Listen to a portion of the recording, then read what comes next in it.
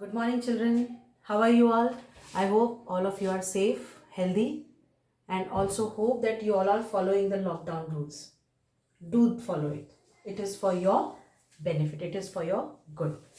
Okay, class, let us start with the civics chapter 1 where I left you the other day. We'll be continuing from there only. But before we start, let me tell you that what we discussed in the previous class. In the previous class, we discussed about why power is shared in a democracy, why the power does not remain in one person's hand, what are the benefits of sharing power. Now before we proceed on further, that why power sharing is desirable or why power sharing is important, let me tell you about the stories of Sri Lanka and Belgium. These two countries, they were democratic countries, but still being democratic countries, the powers which were there in the power distribution in the country which was there was not equal. Now, if you take example of Sri Lanka was a country where majority of the population comprised of the Sinhalas, which was approximately 74% of the total population. Whereas in Belgium, the ethnic diversity was such that the Dutch, the French, they were 59%, 40%, they were 59% and 40%. Now because of this diversity which was there, because of this the different communities which were there in the country, both the country had to face problems. There were conflict among people. The Dutch were not happy with the French community, which was in less number but was very powerful and resourceful. Whereas in Sri Lanka, the conditions were different. In Sri Lanka, the Sinhalas were in the majority, and being in majority, they ruled over the country, becoming the power, becoming the government. Now, because of this, whatever policies they implemented was not acceptable by all in Sri Lanka, and whatever was followed or practiced in Belgium was actually, welcomed by the people living in the country. Now, these two cases, let me discuss. Let me take you to the flowchart that I have made, and through this flowchart, you'll be clear that what policies were adopted by Sri Lanka and what policies were adopted by Belgium, which made these two countries adjust the ethnic diversities which were there, and how beneficial these changes which were made by the respective governments, whether they were beneficial or not, that also we are going to discuss. So let us start with Sri Lanka. Sri Lanka was a country. We all know that Sri Lanka is a neighboring country. It is an island nation. Now Sri Lanka adopted the majoritarianism policy. Why majoritarianism policy? Because Sinhalas were in majority, and after they became independent in 1948, they established certain measures that made Sinhala the supreme community or the supreme power of the country. They established Sinhala supremacy in the country through majoritarianism. Then Sinhala was also declared as the official language under the Constitutional Amendment 1956. And after this amendment, certain preferential policies were also followed by the Sinhalas for the Sinhala applicants. These preferential policies which were there, these policies actually gave a strong hand to the Sinhalas only. And all the Tamils and the Sri Lankan Tamils and the others, the Christians, those who were there, they were left alienated.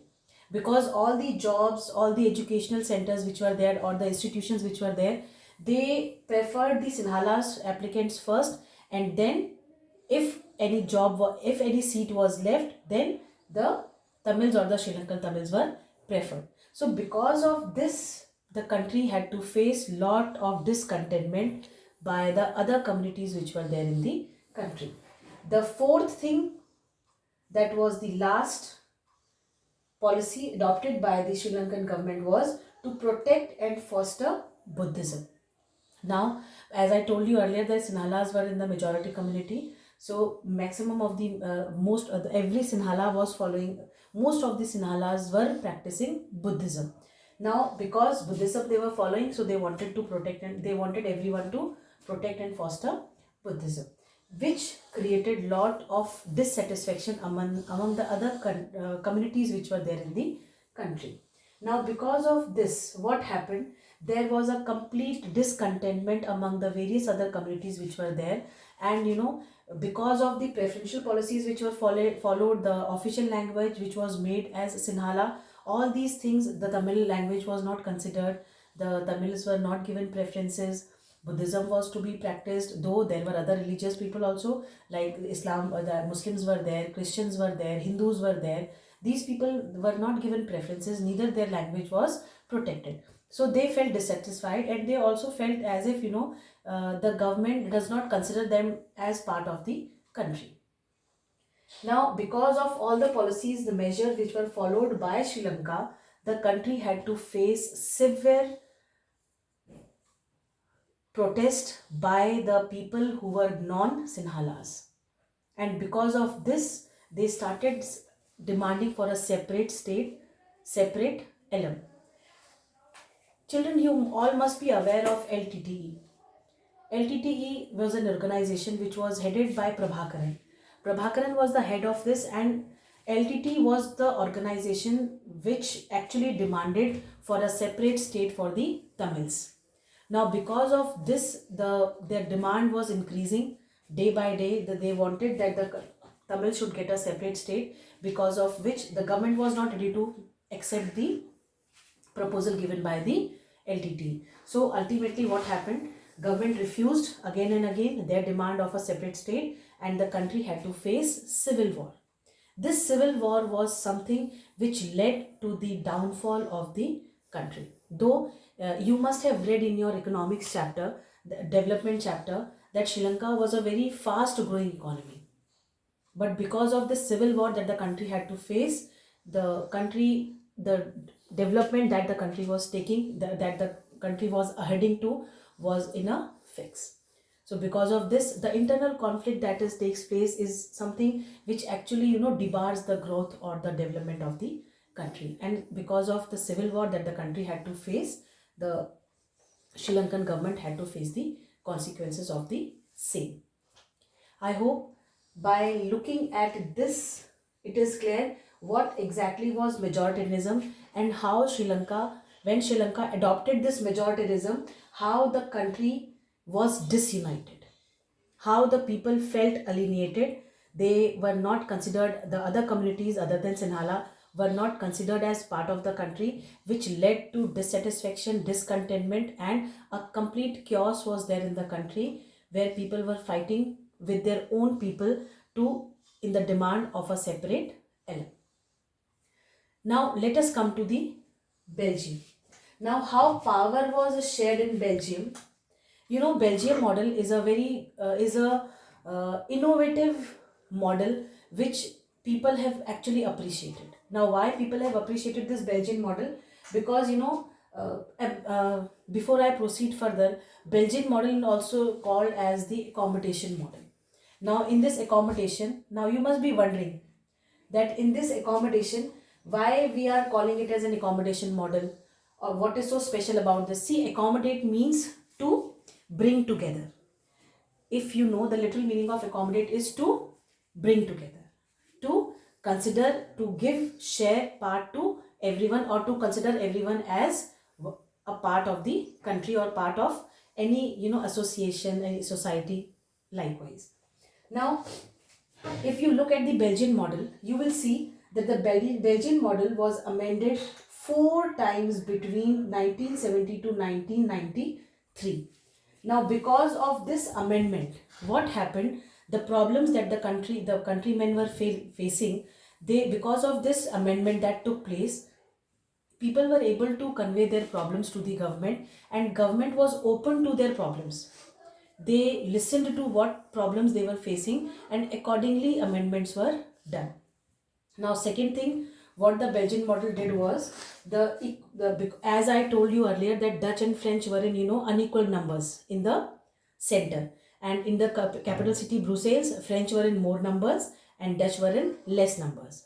So because of this, the Dutch were quite resented, that they felt that the French were in less number in the center. Still, they were more powerful and resourceful, And in city Brussels, the situation was completely different. There they were in mode number, like 80% they were 80% and 20% of Dutch were there.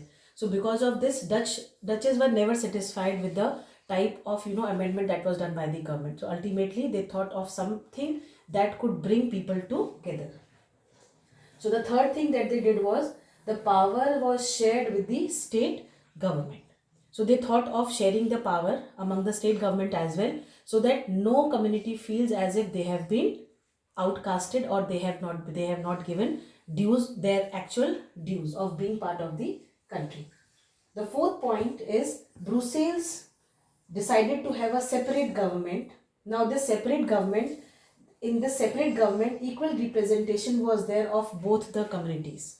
Here the both the communities are, yes, Dutch and French. Very good. Now the last thing that the Belgian model tells us is the formation of the community government. This community government which was there, it actually helped the country to bring unity, more unity in the country. Now under this provision of community government, the Dutch, the French and the Germans, they were having equal share in the policy making, to protect their culture, to impart education and to protect their language. So because of the Belgian model, the accommodation that was adopted by the Belgians gave them, they were appreciated for this kind of bringing this kind of practice, this kind of innovative method of dealing with the diversity which was prevalent in the country. And ultimately, because of all these provisions, when the European Union was made, Brussels was made as the headquarters of the European Union. I hope, children, by looking at both the methods, majoritism and Belgian model, it is quite clear that how the two democratic countries, Sri Lanka and Belgium, dealt with the differences, the ethnic diversity which was prevalent in the country. Children, I thought of reading the things of both for you, but then I feel by writing down all these points, I have made everything quite clear to all of you. So the reading part you may do it later on, or though I have sent the chapter beforehand to you, so kindly read it again if you have already read it. So now what do we get to know from the two stories that we have discussed, Sri Lanka and Belgium? Can anybody tell me? Okay, let me tell you. See, Sri Lanka, being a democratic country, they did not realize the diversity of the country. What they did not try to accommodate the diversity which was prevalent. Rather, they made policies which gave preferences to only one single community, which was the majority community, sorry, which was there in the country. That was Sinhalas. And if you look at the Belgian model, you will find that the country being democracy, they realized the ethnic diversity which was there. They also realized that listening to the problems of the people and giving them equal share in the government will bring unity and harmony in the country, which ultimately led to peace also in the country. Whereas in Sri Lanka, if you see, the country had to face civil war.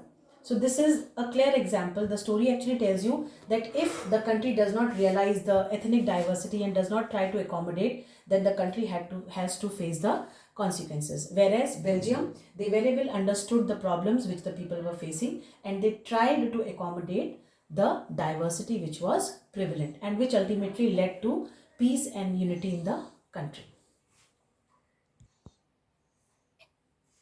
Children, after the stories of Sri Lanka and Belgium, let us come to why power sharing is desirable.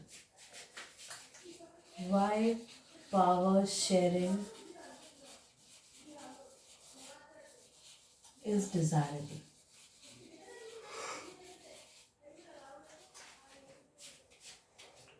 See, as I told you, power sharing is important. In a democratic country, power sharing plays a very important role.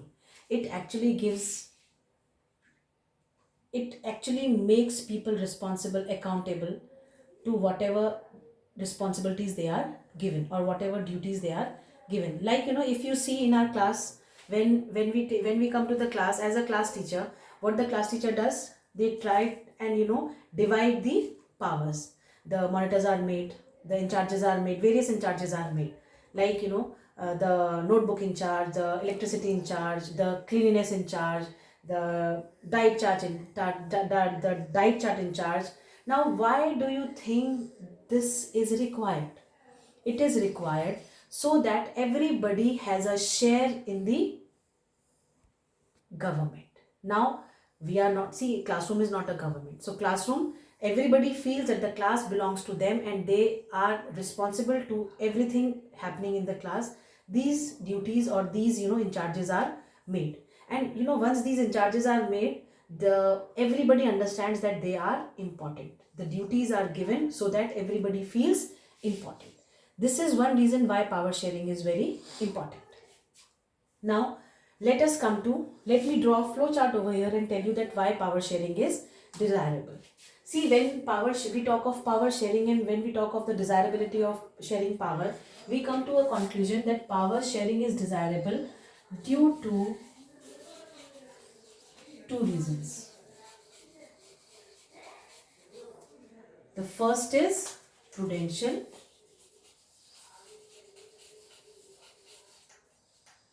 and the other is moral.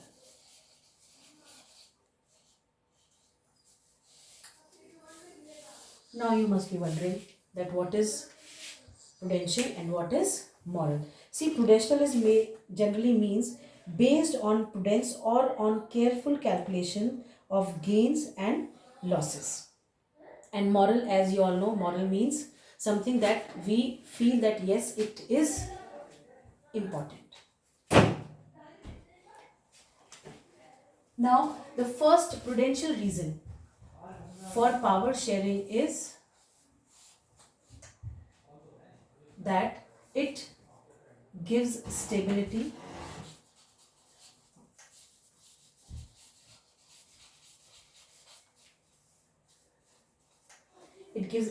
to the government.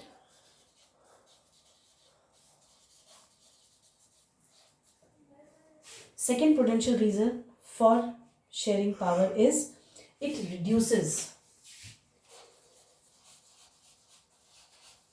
conflicts between various social groups which are there.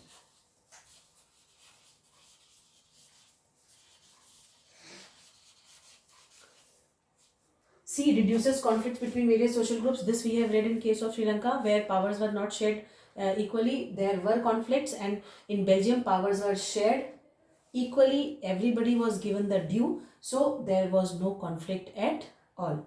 Now come to the third reason for sharing power. The third prudential reason is that majority cannot always rule over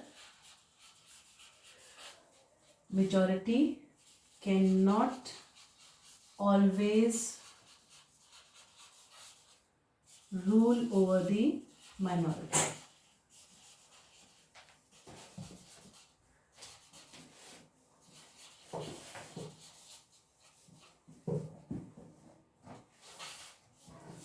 Children, now let me explain you what is stability in the government. See, when the powers are shared in a government, it brings a legitimate government, right? And it ensures stability also.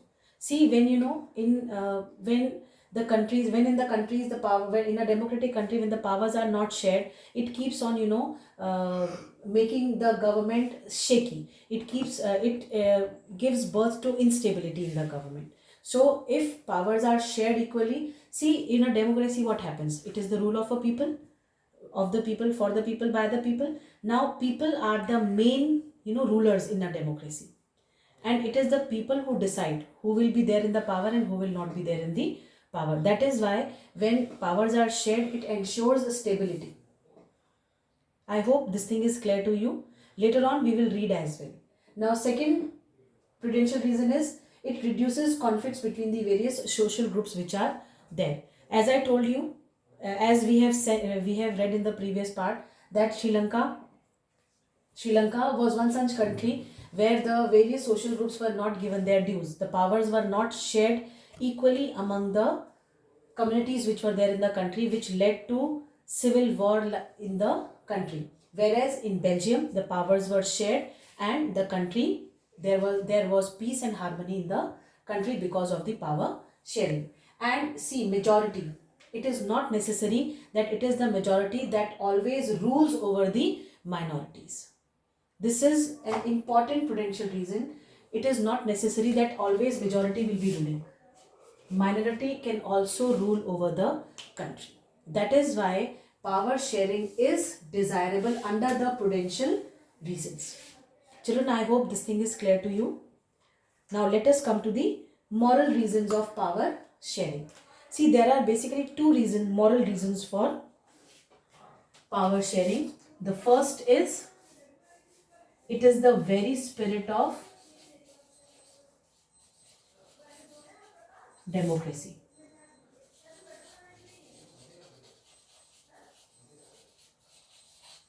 See, power sharing itself means democracy. Democracy means power sharing means democracy, vice versa. See, if we say it is democracy, that ultimately is understood that there must be power sharing. And if it is power sharing, that means democracy is prevalent. So I hope this point is clear to you, that moral reason for power sharing is the very spirit of democracy. As I told you, democracy is ruled by the people, and where people rule, there is democracy. And second reason for power sharing, second moral reason for power sharing is the legitimate. It allows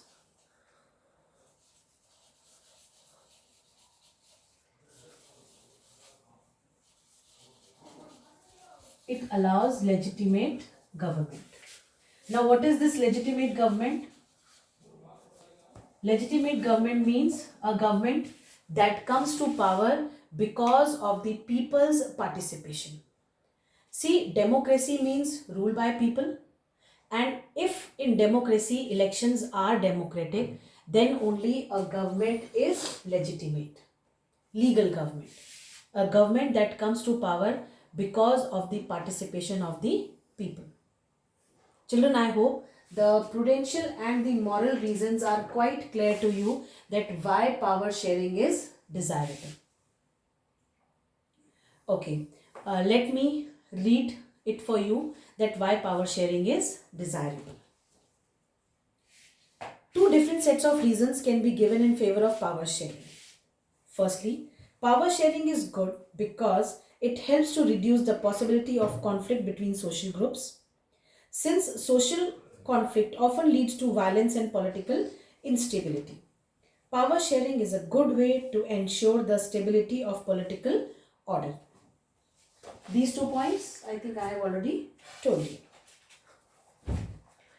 Imposing the will of majority community over others may look like an attractive option in the short run, but in the long run, it undermines the unity of the nation. As it happened in the case of Sri Lanka, we have already read that in Sri Lanka, the powers were not shared equally among the various communities which were there. That is why it led to conflict, civil war in the country.